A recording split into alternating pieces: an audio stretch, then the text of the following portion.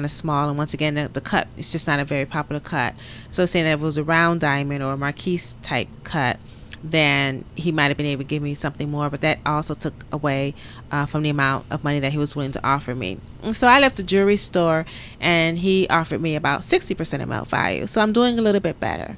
Yep. And then we went to the pawn shop. Then the pawn shop, and that was kind of interesting. The pawn shop, they actually did a little bit better. They were like, now you're getting up to the 60% of market value. And what they wanted, though, we asked, well, what if we sell the piece of jewelry to you versus if we pawn it? And if we sold it to them, they actually would give us about, maybe I would say maybe it was somewhere between 5 and 7% more of the value if we sold it outright versus if we pawned it. So I thought the pawn shop, actually, I thought that they were going to be the ones that were going to really rip me off the most, which they would if I pawned it because the interest rate is unbelievable. But as far as selling it, actually, they were going to give me a higher price than any of the other places. Well, it was interesting. The one pawn shop that we went to, they had a little electronic little device, and they scratched the gold with it, and it was to tell, to verify the carat of the gold.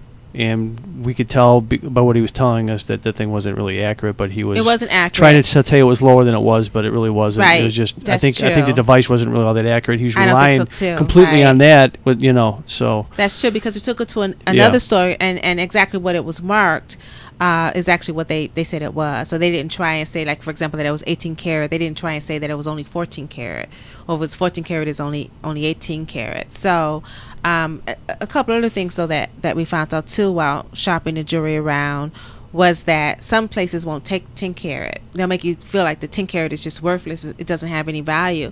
And yet other stores will actually give you money for 10 karat. So if you go someplace and you have like let's say a handful of gold jewelry, and you find out that one piece is only worth 10 karat, and they say, oh, that's nothing, don't, just sell it to us or just give it away or whatever. Don't do that, because another store will actually give you some value for it. Yeah, I mean, I can't believe it's not worth nothing, especially if gold's that valuable.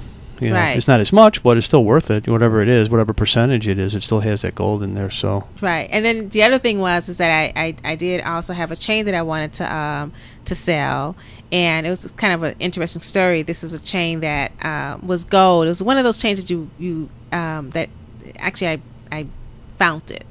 It's the best way to put it. Did you find it inside of someone's jacket on Michigan Avenue or what?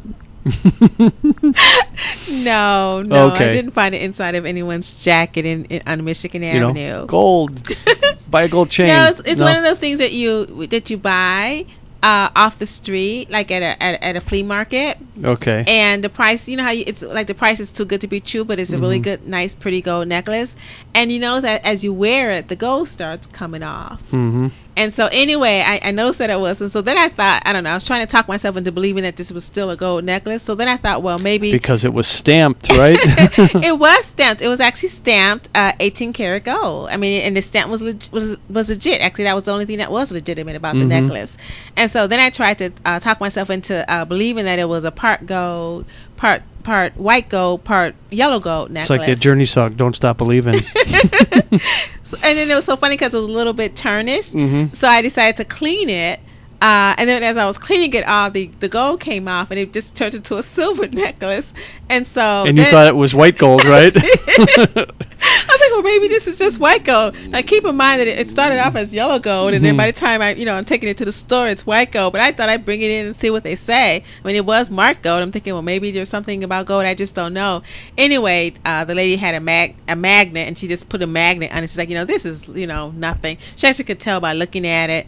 And then she told me, and I was actually kind of sad because, I did pay for it, or did cost some, it had some market value. But she's like, don't feel bad. That happens to a lot of people. So by bling. Yeah, so that's something, just to, I guess a lesson, I guess buy your jewelry from a reputable dealer. Bring a magnet. Bring a magnet, right? Or bring that little electrical machine so you can test your jewelry before you try to sell it. So that was something else that was interesting. So the last place, though, that we went to sell the item was actually a coin store. Yeah, and I wasn't there on that one with you. Right. And that was a totally different ambiance. I mean, it was very much a serious business transaction. Actually got approximately 80% of the melt value. Yeah, I was very proud of myself. But this person was not playing games. He was looking to buy, and it wasn't like, he was, and I sold it to him because he gave me the best price. So the moral of the story is to shop around. Shop around. Shop around. Okay. The other thing is that I had some silver jewelry. Just kind of a heads up. Silver just does not have the same market value. I had like nobody was interested in the silver. Nobody, absolutely no one. It was recommended that I take it to a resale store and see if I can consign it, but no one bid on the silver jewelry. So I'm kind of surprised because precious metal is precious metal. You think they would have some meltdown value, right? And silver coins. You would think would have some meltdown value. So anyway, hope that you learned something from this. Hope that we shared with you something that you will find useful. It took us a bit of time. I mean, we definitely learned something from the experience. Right. Also, we learned also that Sears, Kmart, has hired a company now. They're going to have cash for gold in their stores. Right. So a company called Pro Gold Inc. or something like that. Right. So now you can run, but you can't hide. So now even Sears and Kmart are getting involved in the cash for gold business. And I actually thought the market might be a little bit saturated. Yeah, you wonder how all these places, I mean, everybody must be just selling a ton of gold for all these places to be around. So right. Anyway.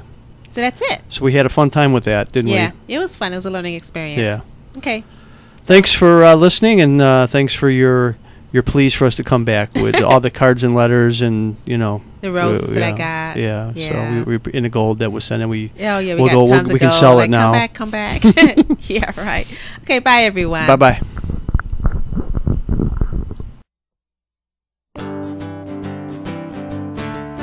Everything was going great and you had no doubts, but then you lost your job and now you're freaking out. How are you going to earn some more dough? Just listen to the Gary Crystal Show. Your net worth was climbing 10% every year, but now the value's half and you are consumed with fear. Don't get too down, don't get too low. Just listen to the Gary Crystal Show. Your home value's soaring, but you pass on a sale. Now you can't get a loan and your skin turns pale, so you need help with your cash flow. Then listen to the Gary Crystal Show. Just listen to the Gary Crystal Show. Just listen to the Gary Crystal Show.